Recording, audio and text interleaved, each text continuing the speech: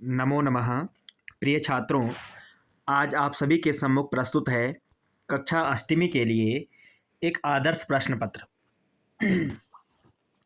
इस आदर्श प्रश्न पत्र में हम परीक्षा में पूछे गए प्रश्नों को देखेंगे, किस प्रकार से इनको हम आसानी से सरल विधि के साथ हल कर सकते हैं।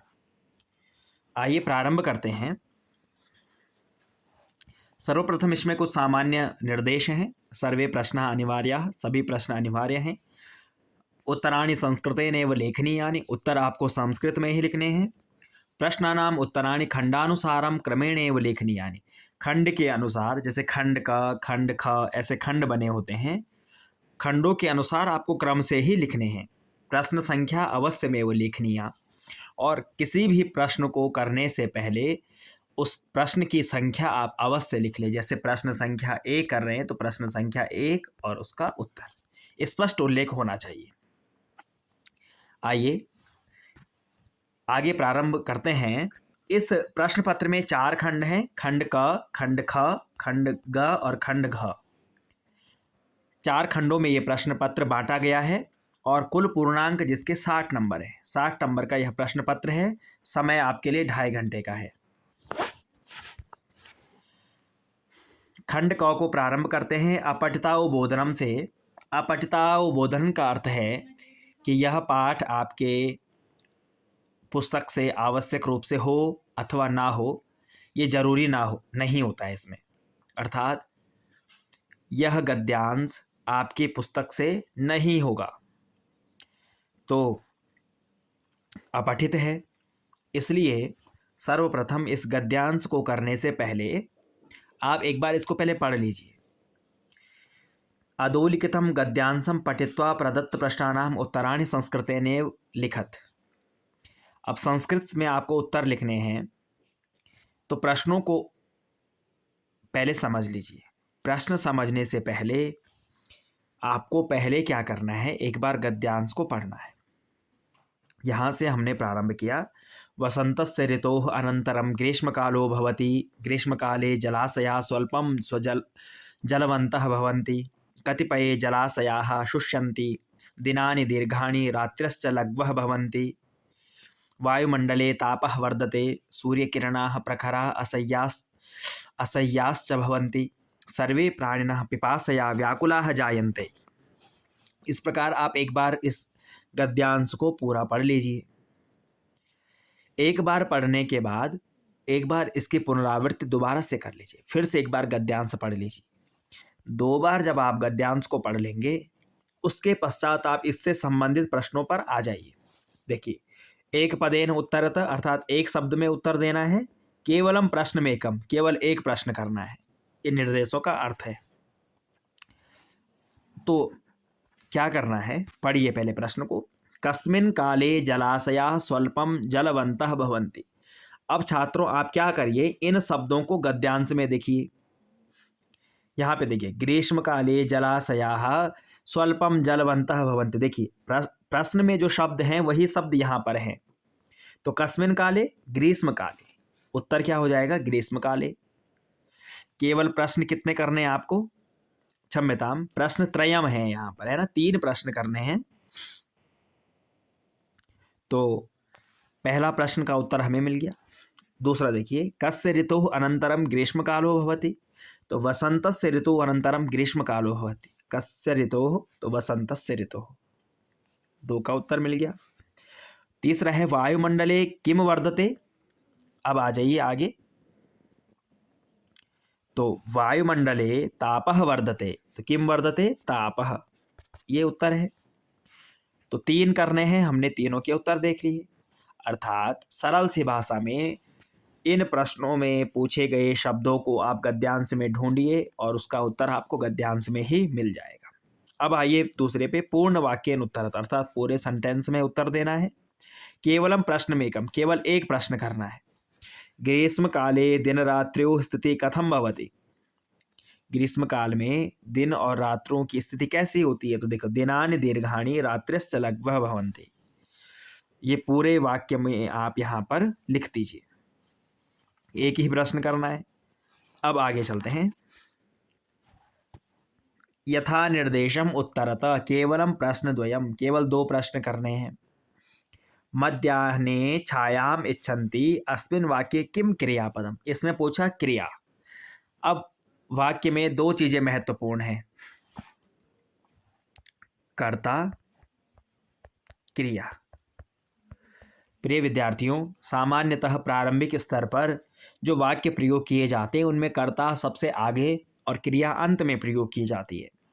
तो कर्ता का मतलब जो सब्जेक्ट है, कार्य करने वाला है, और क्रिया मतलब जो काम हो रहा है। तो मध्याह्ने छायाम इच्छन्ति, इसमें क्रिया क्या है? इच्छन्ति, सबसे अंत में भी है ना। तो उत्तर क्या हो जाएगा? इच्छन्ति, ख इसका उत्तर है। आगे देखिए, हरिताः वनस्पतयः अत्र विशेषण पदम किम। अब 2 चीजें और हैं, विशेषण और विशेष्य। देखिए कैसे पहचानेंगे, कर्ता क्रिया कैसे पहचानेंगे? कर्ता प्रारंभ में अथवा जो उसमें काम करने वाला है, और क्रिया यानी जो काम हो रहा है और अंत में प्रयोग होती है। अब 2 चीजें और होती है, विशेषण विशेष्य। जैसे यहाँ पे पूछा है हरिताः वनस्पतयः, हरी वनस्पतियाँ। अब इसमें विशेषण क्या है? हरिताः, हरी, हरी वनस्पतियाँ, हरे रंग की जो वनस्पतियाँ हैं उनकी क्या विशेषता है? कि वो हरे रंग की है। और विशेषता किसकी है? वनस्पति की। तो वनस्पति हो जाएगा विशेष्य, और उसका विशेषण क्या हो गया? हरिताः, कि वो हरे रंग की है। जैसे मैंने कहा सफ़ेद पंखा, तो सफ़ेद उसकी विशेषता है, वो विशेषण है। और कौन था? सफ़ेद पंखा, पंखा क्या हो जाएगा? विशेष्य। अब यहाँ पे देखिए, हरिताः वनस्पतयः अत्र विशेषण पदम, विशेषण क्या हो जाएगा? हरिताः। केवल 2 करने थे, परंतु हम फिर भी समझने के लिए तीसरा देख लेते हैं, सुलभम। इसका विलोम पद क्या है? सुलभ का क्या होगा? दुर्लभ, ये विलोम पद हो जाएगा। इसी के चौथे भाग में देखिए, अस्य अनुच्छेदस्य कृते उपयुक्त शीर्षकम संस्कृतेन लिखत। छात्रों, शीर्षक का अर्थ है पाठ का नाम, पाठ का नाम है ना, कि इस गद्यांश में किसका वर्णन है। जैसे इस गद्यांश में किसका वर्णन था? यहाँ पे देखिए ग्रीष्म ऋतु का वर्णन है, तो शीर्षक क्या हो जाएगा? ग्रीष्म ऋतु वर्णनम, यहाँ पे लिख लीजिए, है ना। बीच में डैश कर लेंगे, नहीं तो वहां पे संधि हो जाएगी फिर, है ना। तो ग्रीष्म ऋतु वर्णनम, ठीक है। ये इसका क्या हो गया? शीर्षक हो गया, पाठ का नाम हो गया, है ना। अथवा ऋतु वर्णनम, इस प्रकार से कर सकते हैं। अगर वहां पर गद्यांश में पर्यावरण के बारे में है तो पर्यावरण वर्णनम। इस तरीके से शीर्षक उस गद्यांश के लिए लिखा जाता है। ये तो हुआ पहला प्रश्न। अब हम चलते हैं प्रश्न संख्या 2 की ओर। रचनात्मक है। रचनात्मक से अर्थ है कि यहाँ पर आपको कुछ लिखना पड़ेगा, रचना करनी पड़ेगी। देखिए, पहले कहा चित्रम दृष्ट्वा मंजूषातः पदानि चित्वा चत्वारि वाक्यानि लिखत, और 8 नंबर का है। चित्र को देख करके आपने क्या करना है? 4 वाक्य बनाने हैं। 2 नंबर का एक वाक्य है, तो कितने हो जाएंगे? 8 नंबर का प्रश्न है। तो चित्र को देखिए, चित्र को देख लिया एक बार सही से। अब मंजूषा पे आ जाइए, मंजूषा पढ़िए। गजः अस्ति, सिंह, बालाः, अहं, मार्गः, सरोवरः, कपिः, मकरः, बकः, गर्दभः, उष्ट्रः, जंतुशालाः भ्रमन्ति, आतपे उपविशन्ति। ये मंजूषा है। अब इन शब्दों की सहायता से आपको कितने? 4 वाक्य बनाने हैं। तो प्रारंभ करते हैं। सबसे पहले छात्रों, इस प्रश्न को करने के लिए क्या करना है? पहले कुछ शब्द ले लीजिए जिनके आपको सामान्यतः अर्थ समझ में आ रहे हैं चित्र को देखते हुए। जैसे गजह, गजह का अर्थ सभी को पता है, हाथी, सामान्य सा है। दूसरा क्या है? तो पहले गजह पे ही बना लेते हैं। अब गजह क्या है? देखो, गजह चल रहा है यहाँ पे, तो सामान्य से वाक्य बना दीजिए, गजह चलति, है ना। गजह चित्रे गजह चलति, चित्रे गजह चलति, एक वाक्य बन गया। अब इसी प्रकार से दूसरा वाक्य, दूसरा हमने देखा, दूसरा है अस्ति, तो देखिए अस्ति मतलब है, चित्रे। अब इनमें से किसी एक के लिए लीजिए, जैसे सिंह, शेर, चित्रे सिंह अस्ति, दोनों पे वाक्य बन गए, अस्ति पे भी बन गया, सिंह पे बन, दोनों पे बन गए। तो चित्रे सिंह अस्ति, ये आपका दूसरा वाक्य बन गया सरल सा। अब आ जाइए तीसरे वाक्य पर। मार्गः, मार्गः मतलब रास्ता, चित्रे मार्गः अस्ति, चित्र में मार्ग है। तीन वाक्य बन गए सरल से। चौथा वाक्य जो है देखिए, इनमें से भ्रमंती घूमते हैं, बाकी अन्य भी बहुत से सरल है छात्र। सरोवर मतलब सरोवर, तालाब, कपि बंदर, मकरः है ना मगरमच्छ। भ्रमंती पहले लेते हैं, भ्रमंती मतलब घूमते हैं। चित्रे पशवः, पशुः पशु, पशवः बहुवचन हो गया। चित्रे पशवः भ्रमंती, चित्र में पशु क्या कर रहे हैं, घूम रहे हैं। ऐसे सरल सरल से वाक्य आपको बनाने हैं। अगर आप क्रियापद की सहायता से वाक्य बनाने में असमर्थ हैं तो आप सरल से वाक्य बना लीजिए। चित्रे गजः अस्ति, चित्रे सिंहः अस्ति, चित्रे कपिः अस्ति, चित्रे मकरः अस्ति, चित्रे जंतुशाला अस्ति। इस प्रकार से आप सरल वाक्य बना लीजिए। तो प्रिय विद्यार्थियों, ये दो प्रश्न हमने देखे। इसके ही विकल्प में है विद्याधनम इति विषयम अधिकृत्य चत्वारि वाक्यानि लिखत। ऑप्शन में आपके पास है कि विद्याधनम, विद्याधन के ऊपर आपको 4 वाक्य संस्कृत में ही लिखने हैं। तो इससे सरल आपके लिए चित्र वर्णनम है, आप इसको कर लीजिए। प्रश्न संख्या 3 पे चलते हैं। पदानाम मेलनम कृत्वा वाक्य रचनाम कुरुत। पदों का मिलान करके आपको वाक्य बनाने हैं। प्रिय छात्रों, मिलान करने में हमेशा ध्यान रखिए कि जिस वचन का करता है उसी वचन की क्रिया के साथ वो मिलेगा। अगर एक वचन का करता है तो क्रिया भी एक वचन की होगी, द्विवचन का करता है तो क्रिया भी द्विवचन की होगी, और बहुवचन का यदि करता है तो बहुवचन की ही क्रिया होगी। अब समझते हैं। पहले यहां पे देखते हैं कि मृगात, मृगात अर्थात मृग से, हिरण से। अब मृग से संबंधित यहां पर हमें कर्म भी ढूंढना है। देखिए ये करता है, ये करता है, ये कर्म है और ये क्रिया है। अब सबसे पहले मृगात, तो छात्रों हमेशा ये ध्यान रखिए कि हिरण से संबंधित जो चीजें होंगी उनसे हमें मिलान करना है। अब इस मृगात, मृग से संबंधित क्या हो सकता है, पढ़िए कर्मों को पढ़िए। चरणम अंगुल्यः यशः कस्तूरी, हमने देखा मृग से संबंधित क्या है, कस्तूरी है, तो कर्म पे मिला लीजिए। अब क्रियाओं पे आ जाओ। नश्यति, निदेहि, संति, जायते, जायते उत्पन्न होती है, तो मृगात कस्तूरी जायते, मृग से कस्तूरी उत्पन्न होती है। सही वाक्य बन गया। दूसरा देखिए लुब्धस्य, जो लोभी होता है उसका क्या, चरणम अंगुल्यः यशः, और तो लुब्धस्य यशः क्या होता है, नष्ट होता है। लोभी का यश नष्ट हो जाता है, तो जायते संति निधि नश्यति।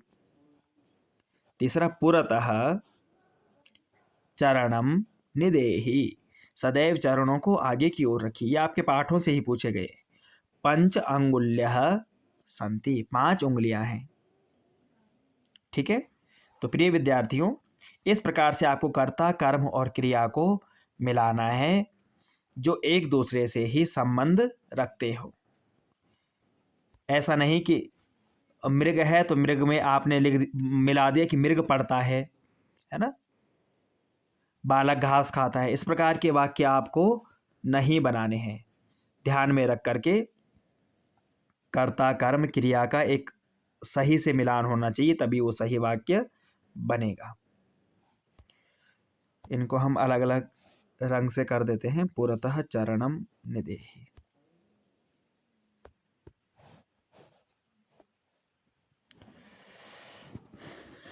अब प्रिय छात्रों, प्रश्न संख्या 4 की ओर चलते हैं। अधोलिखितेषु वाक्येषु रेखांकित पदेषु संधिम संधिच्छेदम वा कुरुत। यहाँ पर आपको संधि अथवा संधि विच्छेद करना है केवलम प्रश्नत्रयम, 3 प्रश्न केवल करने हैं। अब समझते हैं कैसे करना है।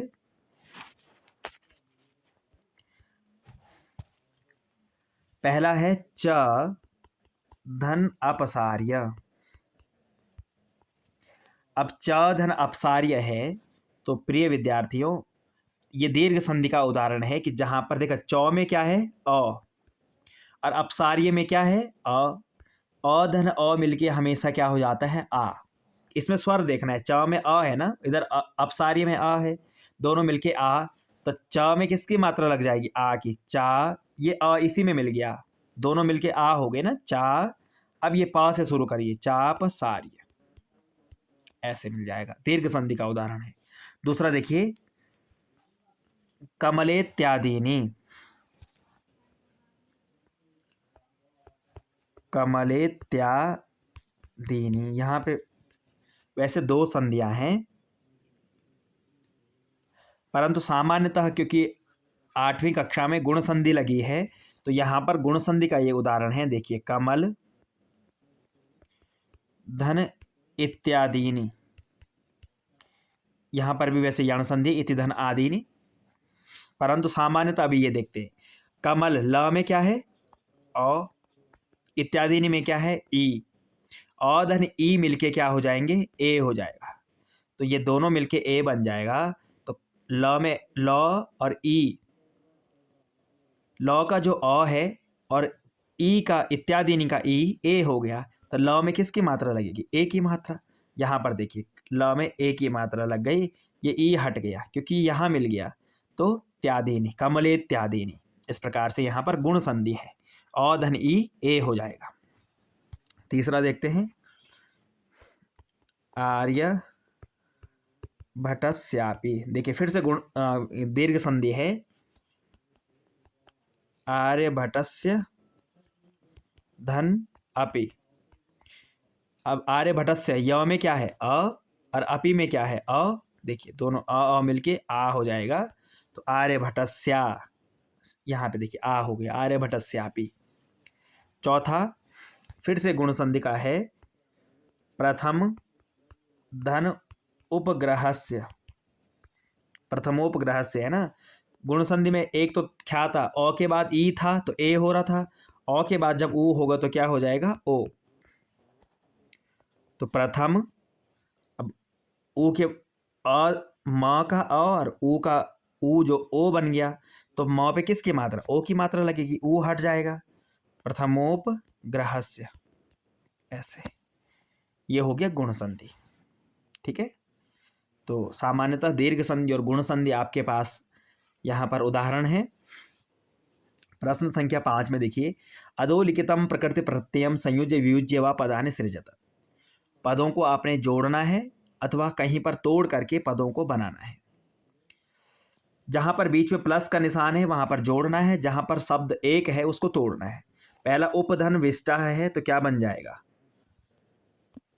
उपविष्टः है ना, उपसर्ग उप है, विष्टः यहाँ पे मूल शब्द हो जाएगा, उपविष्टः।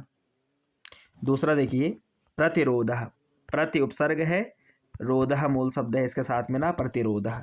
तीसरा अतिजन आचारः, यहाँ पर छात्रों अति के साथ जब आचारः मिलेगा यहाँ पर यण संधि हो जाएगी, अति में जो ई है और आ में जो आ है इसके स्थान पे य हो जाएगा, तो अत्याचारः ऐसे बन जाएगा। ठीक है, यण संधि यहाँ पर हो रखी है। चौथा है आगच्छति, यहाँ पे देखिए उपसर्ग क्या है, आंग उपसर्ग है और उधर गच्छति शब्द है,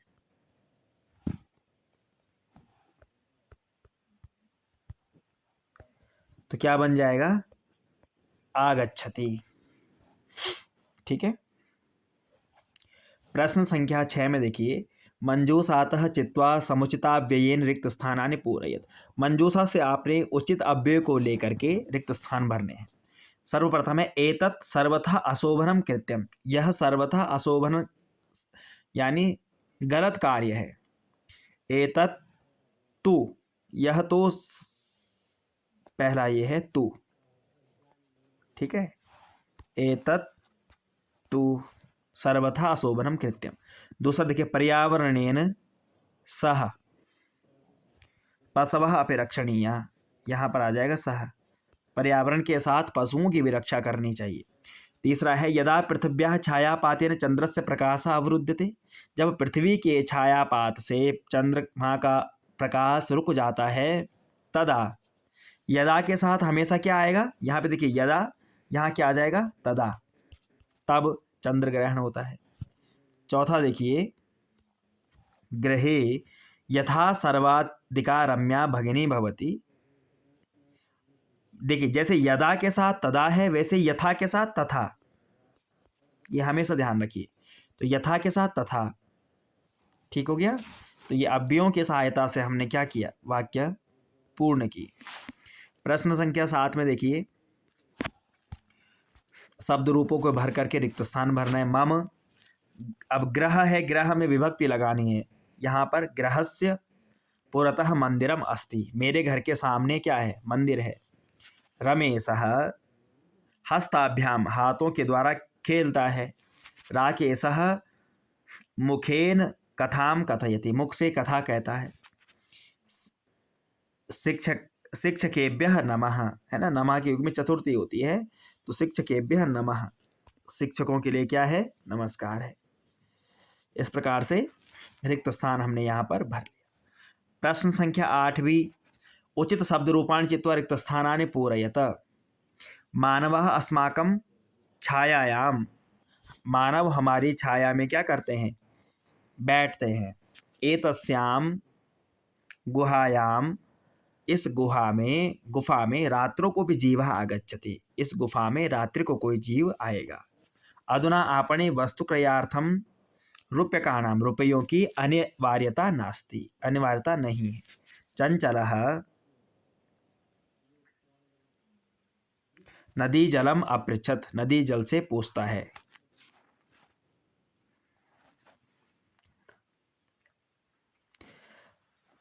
आगे देखिए, प्रश्न संख्या 9 में, उचित धातु रूपाणि चित्वा रिक्त स्थानानि पूरयत, ये भी रिक्त स्थान है। धातु आपको चुननी है। त्वम माम खादितुम इच्छसि, क्योंकि त्वम के साथ हमेशा क्या आता है, इच्छसि, मध्यम पुरुष का है ना। इच्छसि, खादसि, पठसि, लिखसि, यदि सह होता तब इच्छति आता। अधुना आपणे वस्तु क्रियार्थम आवश्यकता नास्ति, नहीं है। नूनमेषा गुहा स्वामिनः सदा समावानं करोति, वयम सर्वाणि कार्याणि साधितुं समर्था भविष्यामः, वयम के साथ भविष्यामः, लिखामः, पठामः, है ना, इस तरीके के। प्रिय विद्यार्थियों, इसमें प्रश्न संख्या जो 10 है, पुनः गद्यांश वाली है, जिसमें आपको गद्यांश को पढ़ करके एक पदेन उत्तरतः, वैसे ही जैसे प्रश्न संख्या 1 हमने किया था वैसे ही करना है। देखिए, तो इनके उत्तर आपको गद्यांश में मिल जाएंगे। तीसरे पे देखते हैं, स्वीयाम जीविकाम अनयो विशेष्य पद क्या है। तो मैंने कहा था विशेषण पहले होता है, विशेष्य बाद में। विशेष्य क्या है, जीविकाम। सायं, साय का विलोम पद क्या है, प्रातः। भो मानव कल्याणम भवतु, अत्र क्रियापदम भवतु, क्रियापद भवतु। फिर प्रश्न संख्या 11 आपके पास वैसे ही है, पद्यांश है, इनको पढ़ करके उत्तर देना है। इसका उत्तर आपको गद्यांश में मिलेगा, पूर्ण वाक्य इनका भी गद्यांश में मिलेगा। पाषाण, अत्र का विभक्ति प्रथमा विभक्ति। गिरिशिखरे, इसके लिए पर्याय पद क्या है, गिरिशिखर ही पर्याय पद है। परकीयम यानी दूसरे का, इसका विलोम क्या होगा, स्वकीयम, अपना। प्रश्न संख्या 12 पुनः गद्यांश वाला है, इसका उत्तर गद्यांश में, इसका उत्तर गद्यांश में। 100 पे चलते हैं हम लोग। चिकित्सकया, अत्र का विभक्ति, इसमें तृतीया विभक्ति है। भगिनी सारिणी, इसमें विशेषण क्या है, भगिनी विशेषण है।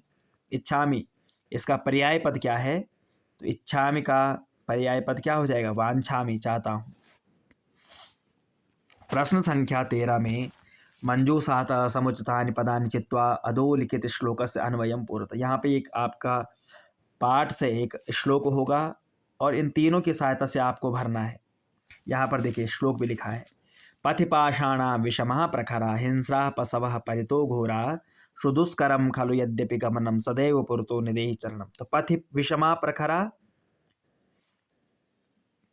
पथ यानी मार्ग में, विषम प्रखर क्या है, पाषाणा, तो पहले में हो जाएगा पाषाणः।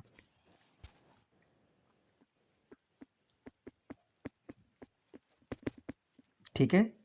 दूसरा देखो, परितो घोरा हिंसा पशवः। दूसरा, यद्यपि खलु दुष्करम गमनम। तीसरे पे गमनम। यहाँ पे मंजूषा भी दी हुई है, देखिए, है ना, सदैव पुरतो निदेहि चरणम। तो श्लोक को पढ़िए, रिक्त स्थान भरने हैं, श्लोक पूरा करना है एक तरीके से। प्रश्न संख्या 14 में आपको अपनी पाठ्य पुस्तक से कोई 2 श्लोक लिखने हैं जो इस प्रश्न पत्र में ना आए हो। 4 नंबर का ये प्रश्न है। तो प्रिय विद्यार्थियों, इस प्रकार से आपको अपना प्रश्न पत्र हल करना है। आप इन प्रश्नों को एक बार समझ लीजिए, कैसे उत्तर करना है वो भी समझ लीजिए, सरल सरल विधि। धन्यवाद।